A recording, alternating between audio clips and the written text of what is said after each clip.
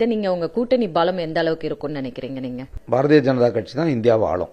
அவங்க தான் வரப்போறாங்க. தமிழ்நாடு மறுபடியும் ஒரு 5 ஆண்டு காலம் அதன் தன்னிறைவு அடையாமல் மேலும் மேலும் சிக்கல்களை சந்திச்சா நட்டமடைய போறது யார்? தமிழ்நாட்டு மக்கள் தான். இந்த முறை அந்த மக்கள் உணரணும். அதை உணர்றதான் இந்த அணியோட பெரிய பலம். அதனால போன முறை நம்ம ஏமாந்தோம். அதுக்கு முன்னாடி அதிமுகவுக்கு 39 எம்பிக்கள் இருந்தது, ஒண்ணுமே செய்யல. இப்ப இந்த முறை திமுகவும் சரி அதிமுகவும் சரி ஏற்கனவே வந்து எம்பிக்கள்ல பாதி பேர் நிற்கிறாங்க. இப்போ கடந்த முறை தேர்தல் நடந்தப்ப அதே தொகுதியில் இருந்த வேட்பாளர்களும் இப்போ நிறைய இறங்குறாங்க. மக்களுக்கு வந்து நீங்கள் ஒரு இந்த மைக்கையும் கேமராவையும் அப்படியே என் கூட எடுத்துகிட்டு வாங்க.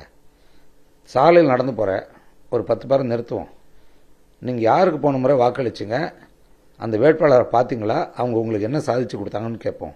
யாருக்கும் பேர் கூட தெரியாது. அவங்களே மறுபடியும் கொண்டு வந்து வச்சு இது ஒரு பெரிய அதிகார மையமாக மாற்றிக்கிட்டு இருக்காங்க.